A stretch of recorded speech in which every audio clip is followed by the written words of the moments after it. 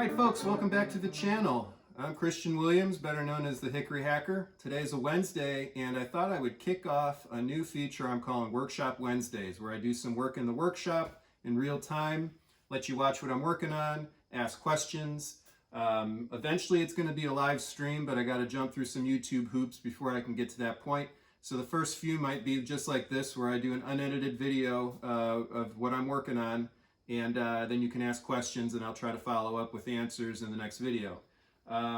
So I thought today I would kind of show you my living museum of clubs that I play, the couple that I don't, that I just have for display purposes, and then we'll go into the workshop and I'll show you some of the clubs that I picked up on my latest road trip, which was to Pittsburgh area for the Golf Heritage Society National Convention, and then on to Wisconsin, where I picked up several clubs in between here in Connecticut, or here in Wisconsin. And I'll show you those and show you just kind of how I process them, how I inventory them, and figure out what I'm going to do with them.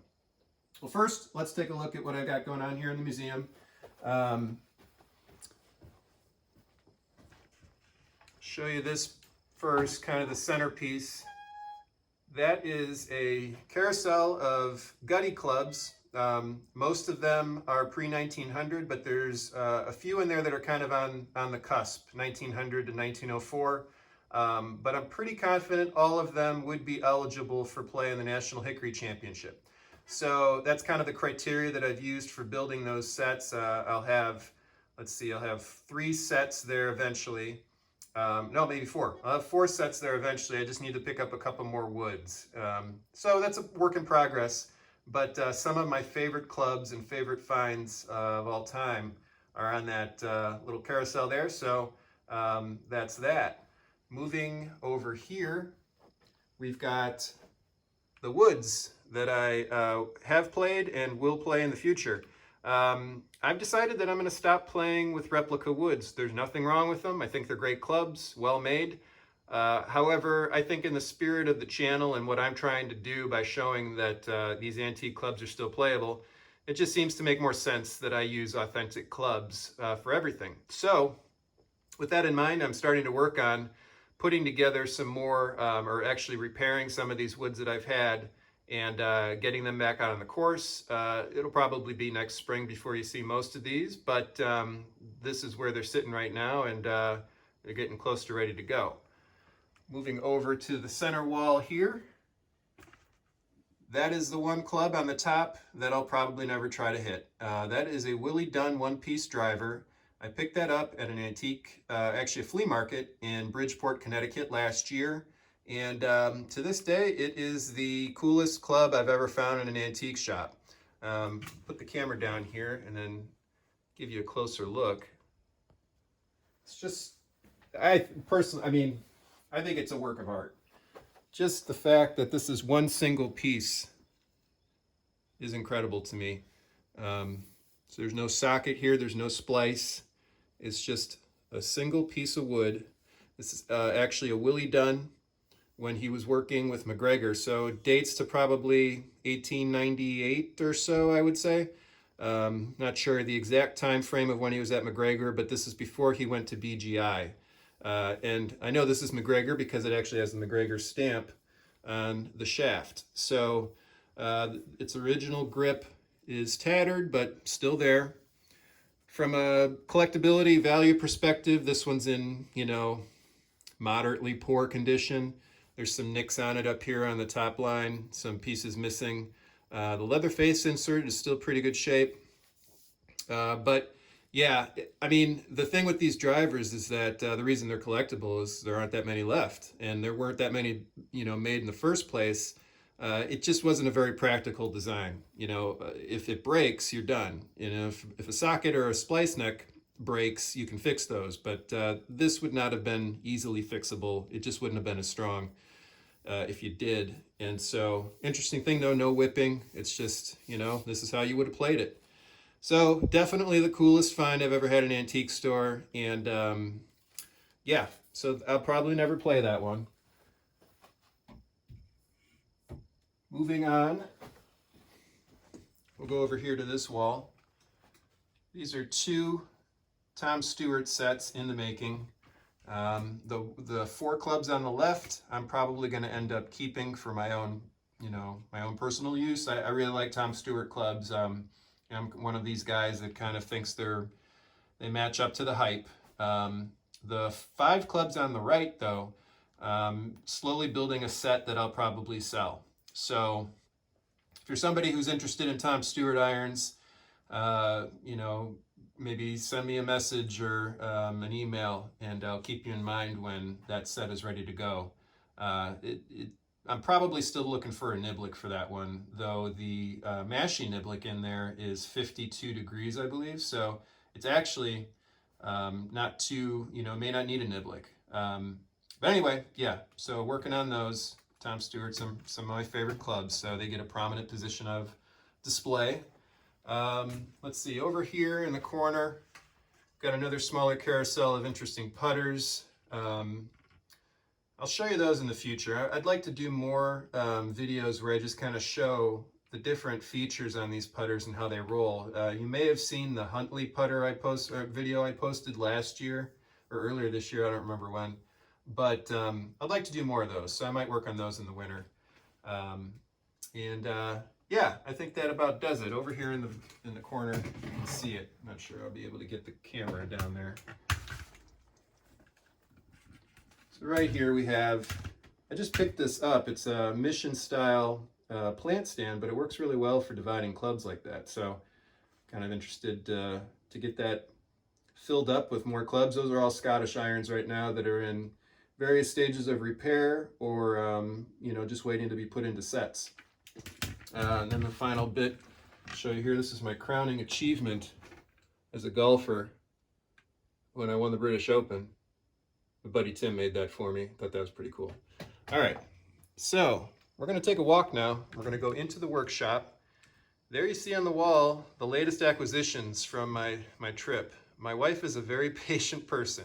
She's kind of let me take over the basement down here for all my club stuff, and definitely appreciate her for that and for a lot of stuff. So thank you, Christy. So I'm going to carefully walk with the tripod this way. These are the clubs that I've got kind of separated out to build sets with. These are the clubs that I build my beginner sets with. If you're somebody who's interested in getting into hickory golf and you don't want to spend a lot of money, reach out to me. I really like putting together sets, custom sets for people based on their skill level. There's only so much you can do with hickory clubs as far as skill level is concerned when you're building a set. But what I like to do is ask somebody what modern clubs they're playing, and based on that, I'll have an idea if they're, higher handicap or lower handicap. And if they're higher handicap, I've got a lot of really good common clubs here that'll give you a good taste of what hickory club or hickory golf is like. And if you're a better player, I've got plenty of Scottish clubs and better player irons that I would try to build a set with, so that you have kind of a similar experience to what you'd be playing with your forged modern irons. Here's where all the magic happens. That is my workshop. I've shown pictures of this before, and or at least on Instagram, which, by the way, if you're not following me on Instagram, that's the best way to keep up with what I'm working on a regular basis. Just search for Hickory Hacker. I believe it's at Hickory Hacker. And I'm also on Facebook too. You can find me either way just by searching for Hickory Hacker. But yeah, this is the workshop. That workbench I picked up at Harbor Freight. That's kind of their woodworking workbench. And I like it. I think it's worked really well for me. I like especially that it's got the vise on the side there, so I could put the GolfWorks golf shaft vise on it. It's a little low for me personally. I don't like sitting in a chair, so I have to bend over it quite a bit. That'd probably be the only downside, and I'm sure I could elevate it somehow if I wanted to. But it's worked really well for me. And as we get closer over here, I'll kind of give you an idea of what, I'm actually going to take the phone off of the tripod here because we're going to put it up on the cradle that's up above. The videos that you've seen me post for golf club repair, I use that little bracket up on the top to put the phone above the table. So I apologize if this makes anybody motion sick. I'll try to keep it as steady as possible. I just thought I'd run over run through a couple of what I think are the most essential tools that you want to have in your shop. I've kind of gone over this before in my club repair videos, but I'll just do it again here real quick. You know, you don't need much, in my opinion. I mean, I'm getting to the point where I like a lot of the you know, specialty tools, and in fact, I'll show you one of those right here. That's the Patrick Kennedy's shaft straightener. Just picked that up from Hickory Golf Workshop. I'm going to be working with that this winter, kind of doing some videos on shaft straightening. This is a new acquisition. I like this. It's a, you know, what you'd use for fly tying, but it's actually really great for being able to figure out where a pin is on a club where you can't see it very well. I've found a couple pins already just using this that I could not find for about a month. So that was cool. Anyway, yeah. So here is a vintage pin swing weight scale. About as simple as you can get, but super effective. So I definitely recommend you pick one of those up if you can find it. It's going to just be really helpful when you're trying to dial in swing weight, obviously. This was a really cool piece that I picked up off of eBay, and I don't believe the seller is making it anymore, but that's my Loft Lie Gauge, basically. I only use it for loft degree measurements, but you can use it for lie, I believe. I just haven't tried that yet.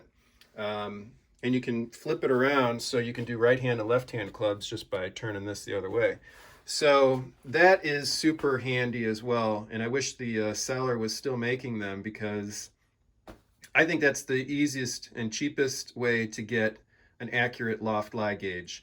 But if you've watched my Loft Lie video, you'll see, you know, on there that there is a method that I, you know, found where if you don't have one of these and you just have basically a vise, you can find loft that way, but it's just a lot quicker using that. Then, of course, there is the cradle that I got. I picked this up off of Hickory Golf Workshop. Pretty simple. You can make your own, but I really like the way that Hickory Golf Workshop put theirs together. It's well made. I hammer on this thing all the time, and it has not gotten weak yet. I like that it's got the loops, or the, you know, the space there to put the club into the cradle for when you're whipping. Definitely makes whipping easier. I've talked to a few people who have tried to whip without one of those, and it's just a pain. So yeah, the club that's on the cradle right now, if there's time in this video, I might show you the last few steps that I'm going to do for this. I'm excited to try this club. This is a early Can and Taylor mashie. It's actually called Taylor's mashie. J.H. Taylor is the person who kind of popularized the use of the mashie, modern mashie, and this club's got really good weight. Based on the fact that it is marked Winchester and Richmond, it probably dates to about 1900 or a little sooner. So might actually even be eligible for NHC play, but I'm going to use this in my primary set because the lie angle on it is just right for my single plane swing, I believe. So we'll see. You'll see this in a future video, I'm sure, but all I got to do with this one is drill a new hole through the hosel cone there for the pin, put a new pin in, and do the whipping. Here are all the shafts that I have. These are what I consider to be the highest quality shafts that I've got. So if a shaft breaks on my primary clubs, or, you know, any other player, I look to these first, and I've got them categorized by length. And I'll just mention the length is not from the butt to the end of the cone. It's from the butt end to this spot right here where the cone meets, you know, the kind of the shoulder there. That's what you want to measure, because all of this is underneath the club. So your length of the shaft is really determined by this part here. So little tip there that's been I learned along the way. So those are all those good player shafts. And then over here are random iron heads that I'm building sets with. These will be players eventually, but for now they're just kind of hanging out here until I find other clubs that seem like they'd work. So for instance, this is a deep groove mashie niblick right here. It's obviously the loft, and that's the weight in grams. So I've gotten pretty good at being able to just measure or weigh one of these heads and figure out if it's going to be a player for me or not. You know, I've weighed enough of these now, so I know if a Mashie Niblet comes in at like 270 grams or something like that, it's probably going to be too light for me. And it depends on the loft. But these, good example here. So that's a 37-degree Mashie that weighs 280 grams. That's as much as this 47-degree deep groove. So this club here is just about D1 when it's in a shaft of the appropriate length for the loft. This club, however, is heavy. That is going to be a really heavy club, but I'm excited to try it because it's got a really big sole on it. It's a Gibson, and rescued this from an antique store. Put it in the vinegar soak for a little while to get all the rust off. And yeah, I'm excited to try this because that's going to be a heavy club. I've got another heavy one there waiting to go too. It's a 29-degree deep face Mashie, also a Gibson, and 281 grams. So, I mean, that's an even heavier club than this one here. Almost a, 8-degree loft difference, and it's almost the same weight. So that's going to be a beast as well. But the cool thing about these deep face Mashies is that use these to get out of, rough, and you want something heavy like that. And at 29 degrees, you may even get some distance when you do extract it from the rough. So yeah, these are up here until I find something. I've got 21 degrees up here. That's kind of the range of club I'm looking for to fill out the longest iron in this set. And then I'm looking for something that's probably 45 degrees and just as heavy for that. I think most of it is just kind of my organization tendencies. When I find like clubs, I kind of set them aside and wait to see if I find any more like them rather than just splitting them up and putting them in different sets. Those might end up getting split up at some point if I just get tired of looking at them on the wall, but for now, I'll just kind of set them aside and see if I find anything else. Here, essential books. Some folks have asked me what books I get my research done with, and these are the 4 of them right here.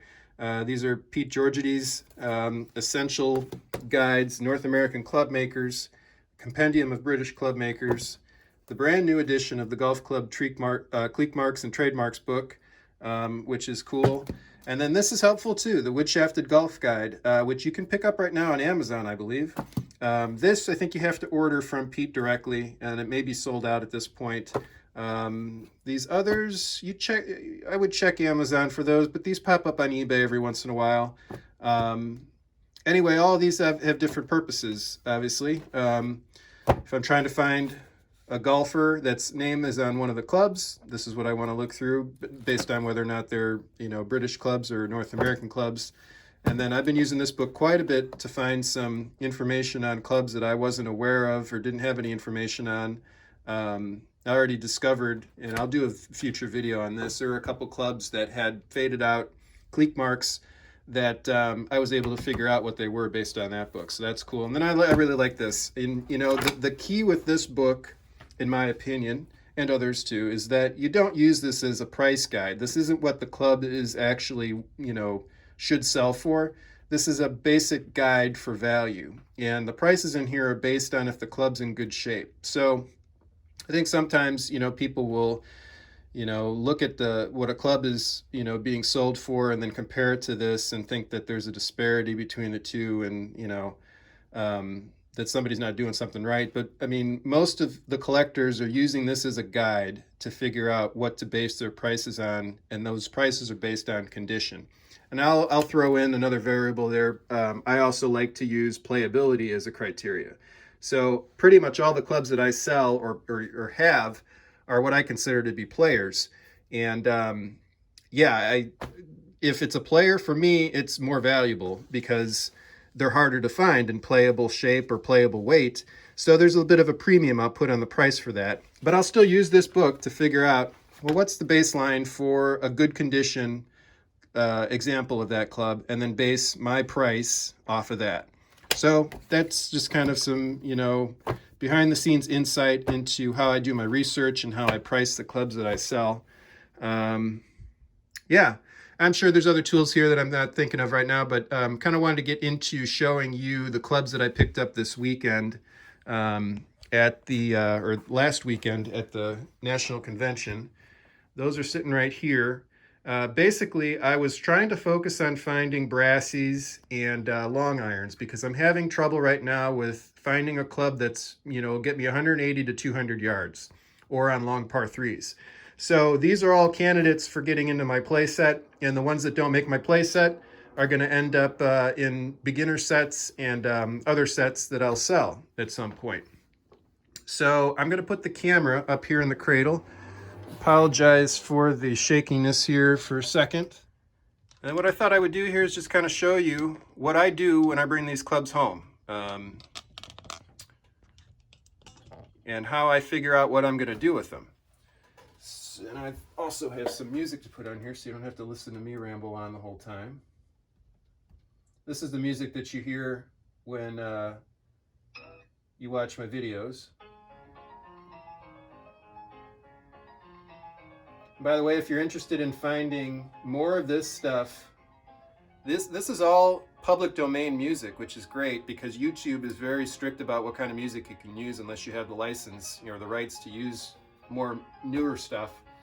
So I had to do some digging to find this stuff, but it's great because it's public domain. It's from the era that I'm, playing these clubs from, and yeah. It worked out really well. I'll put the links for the websites that I get this stuff from in case you want to download these yourself and, listen to more ragtime era music. Okay, so let's get into some of the clubs that I found.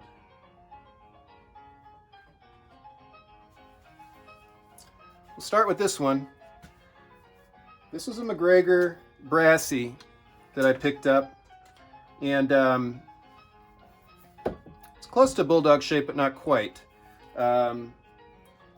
So anyway, yeah. When I get these clubs home, if I don't know what the... I'm going to turn this down a little bit because it's distracting me. It's good music, but it's a little distracting. Okay, so when I get these clubs home, first thing I'll do when I'm buying them, I do some preliminary checks. I kind of eyeball the loft. I don't know if I'll be able to show that to you on the camera, but I kind of eyeball the loft and just kind of see if it's going to be lofted enough for me to play.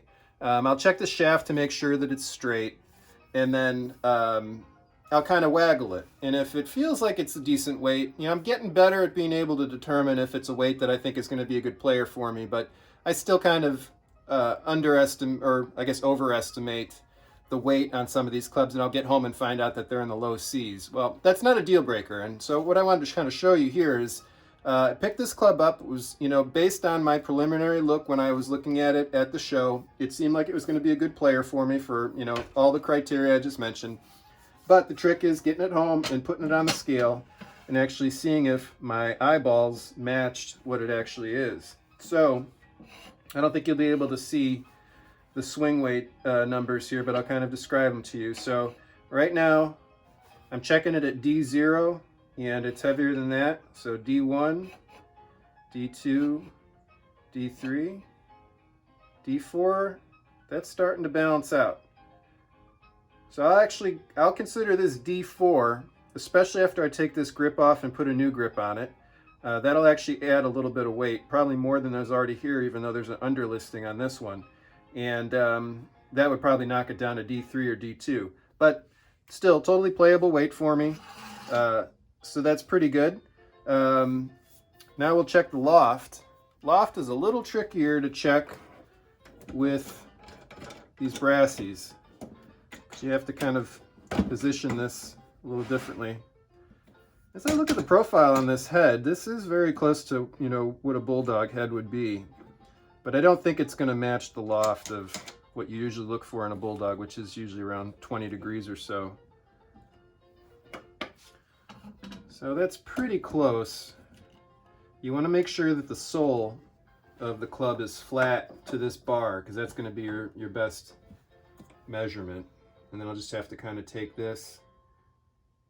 So that's balancing out all right. It's still a little off.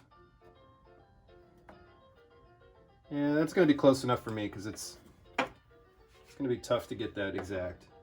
Then I'll just take this digital, this is another essential tool, digital angle gauge. I need to get a new battery for it, but it's still working for now.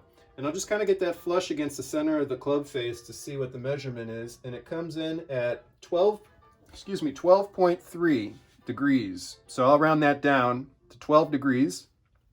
It's not a bad club. That's a really good club for teeing off. I think I bought this for 40 bucks, something like that. So that's a real good price for what's going to be a playable club. That's not going to require any work.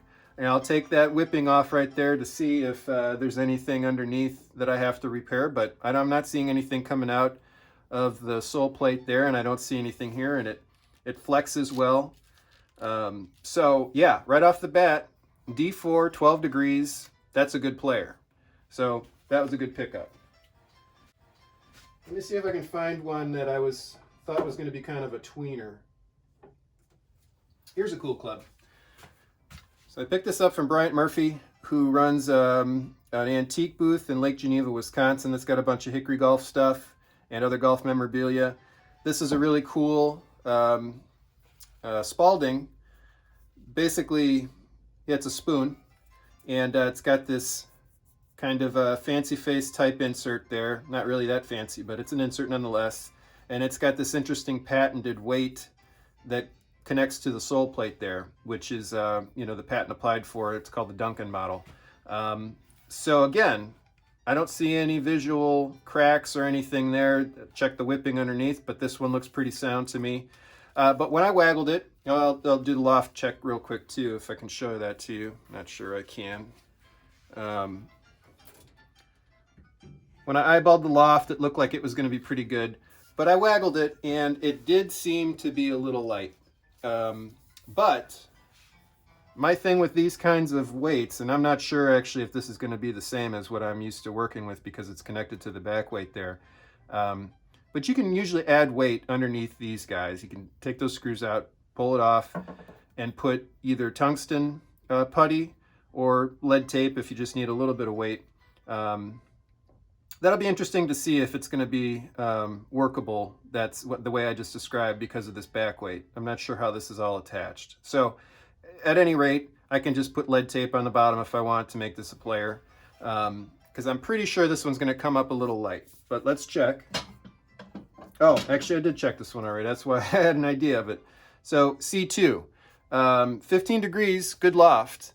But C2 is definitely going to be a little lighter than I prefer. Some other folks might be just fine with that. It's not going to take too much weight, though, to get this up to what I would consider to be a playable weight. Kind of the criteria for that is, or the formula for that or whatever, is basically if 2 grams of weight added to the head is going to increase the swing weight by a point.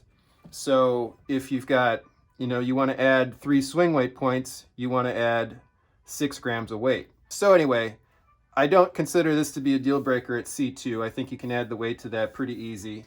And yeah, so I like the head, I like the design, but if it doesn't turn into a player for me, I think it'll be an easy club to sell to somebody who wants to try something a little lighter. This is an interesting patent club. I've seen these quite a bit recently. There's this like 4-groove Spalding. Really not that collectible in my opinion, because you see them quite a bit. I've had the Niblick in this model. I've had the Mashie in this model. I've gotten rid of them over the course of the last year because I didn't think I was going to find any more of them. But at this point, I would have had at least a short set of them. Yeah, this is a candidate for me off the tee on par 3s and just when I'm trying to use a long iron, or if my driver's acting up and I just want to try to find a fairway finder. I don't know if a long iron like this is going to be the answer to me for finding a fairway finder, because these are obviously, just like modern clubs, are harder to hit. But with the single plane swing I'm using right now, I'm actually pretty comfortable swinging longer irons. So we'll see what happens, but let's check the weight on this one. This one doesn't have any tape on it, so I didn't check it yet. So I always like to start at D0, and it's close to balancing, but that might be just right. So it looks like it's D0. We'll check the loft on it. So I need to adjust this a little bit to get that to balance out. Yeah, that's pretty good. All right.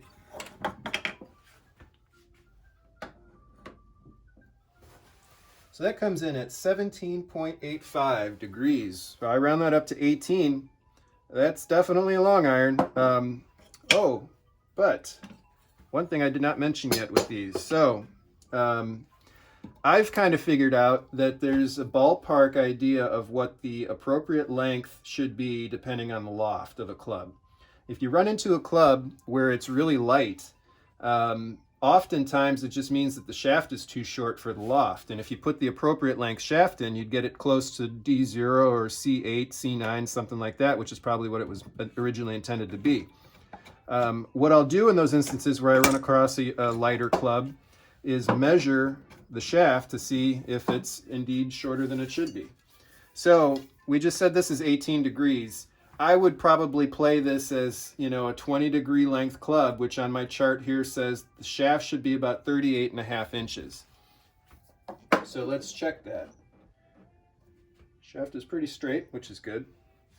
This is actually way longer than 38.5. It actually comes, you know, you measure this basically where the heel comes down to the floor. So it's a little bit past 40 inches in length. I'm not going to mess with this club because I like the fact that it's D0, and that might be the reason why there's a longer shaft than needs to be for the loft. But yeah, I mean, if you're using this off the tee instead of a driver or on a long par 3 or something, you want it to be longer. So 40 inches is probably pretty good. So yeah, this is a good candidate for playing, and I'll definitely reset it even though it's pretty tight. I can see the hosel pin there pretty clean or pretty easy, so it's not going to be a big deal to take that off and put it back on with epoxy, just to make sure I don't break the shaft.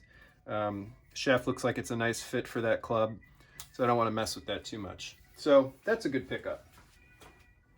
I'm not going to go through all of these here. I just wanted to kind of give you an idea of what I do when I take clubs home, or when I buy them and bring them back to the shop. Let's take a look at this one real quick. This one stood out to me. I'm a big Walter Hagen fan, and you know, again, trying to find a club that I could use off the tee, longer iron. Driving iron seems like it would fit the bill, even though I'm sure it's going to be a more difficult club to hit for me. This particular club, though, when I picked it up, just had some interesting things on it that I hadn't seen before, and actually kind of sparked myself and the seller to walk over to Pete Georgity's table and ask him about it, because we saw something on here that was interesting that I had never seen before, and he hadn't either. He actually hadn't noticed that there is kind of an imprint of Walter Hagen's name here on the grip. And I didn't know that Hagen stamped his grips like this. To me, it looked like he actually may have written his name into the grip. And so the seller had 35 bucks on this, and I picked it up and gave it to him. I said, hey, I don't know if you noticed this, but that looks really interesting to me. And then I saw this too. It said sample of no commercial value. And not knowing what this sticker was at the time, I kind of assumed that this might have been just like a salesman sample that Hagen autographed for someone. So obviously the seller was pretty intrigued by this, and we took it over to Pete Georgity's table. And come to find out that Hagen actually did do this to his grips. He would put a stamp like that on there. And this sample of no commercial value is actually something that would have come through customs, probably from Canada, so that they wouldn't be charged a tax on bringing this across, you know, country lines, international lines or whatever. So also of note is the fact that it is a shorter shaft than it should be. I haven't checked the loft on this, but I know that this is not driving iron length. And sure enough, we showed this to Pete, and Pete verified that whenever you see a shaft that's really clean like that, doesn't have kind of rounded edges, it's a sure sign that that shaft has been cut down at some point. So this was probably a junior club, you know, for somebody. But the shaft, the rest of it is in really good shape. And in my opinion, is probably a candidate for lengthening by splice. So, you know, you've probably seen, or maybe you haven't, one of the ways to lengthen a shaft is to just drill a hole here and put a plug in there. and you usually can probably get about, you know, an inch or an inch and a half of extra length that way. But it's really not a strong way to lengthen a shaft, especially when you're putting all that pressure and force on the grip end. So a better way to do it is to actually splice an extension.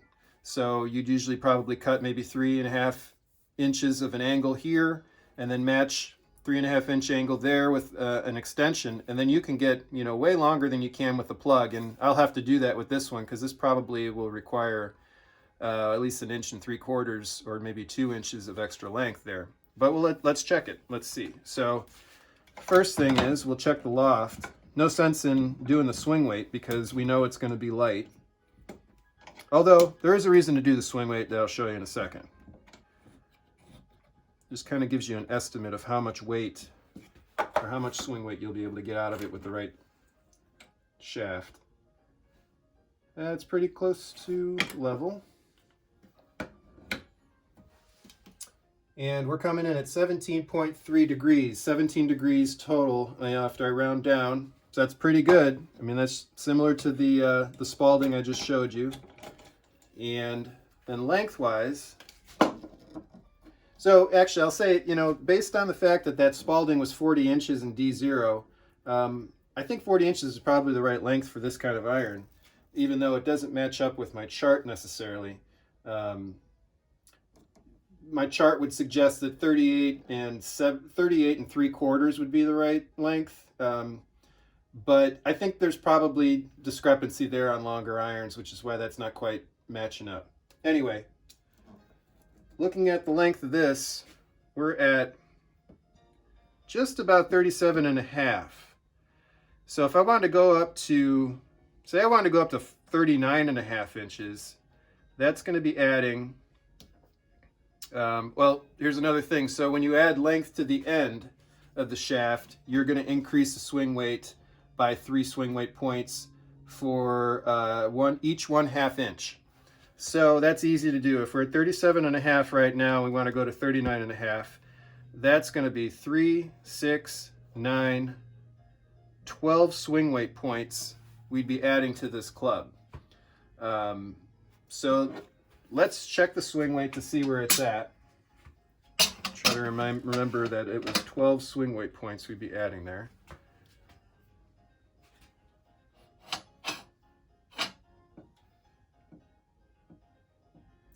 Right now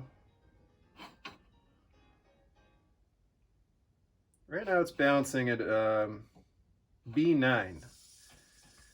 So 12 swing weight points from B9. 1, 2, 3, 4, 5, 6, 7, 8, 9, 10, 11, 12. Put us at D1. So that's about right. I mean, that's what we would expect a driving iron to probably be. You know, actually, I shouldn't say that. You know, a lot of the driving irons you come across are appropriate length, and they're probably C6, C7, something like that. But for modern standards, you know, I think most players are going to be used to something close to their modern irons, which would be D0, which is why D0, C9, D1, those are always kind of my targets when I'm messing with swing weight, because they're the closest to what modern clubs are, and you're not going to notice that big of a difference. At least from a swing weight perspective. You will notice that these clubs are way heavier all around, but that's neither here nor there. So anyway, this is a real good candidate for shaft lengthening of, I think we said 2 inches, from 37.5 to 39.5. And in a future video, we'll tackle that together and see how that goes. All right. At this point, I'm not sure even where we're at lengthwise, but I think this is probably a good point to stop. I just kind of wanted to give you an idea of what I do in the workshop when I'm bringing clubs home. And going forward, you know, I'll let you watch while I'm doing this stuff in real time. I think the Hickory Golf Club Repair Videos series that I put together is a really quick way to get an understanding of how to do these projects, real basic projects to get a club back into shape. But yeah, here, let me take this down so you can see me again.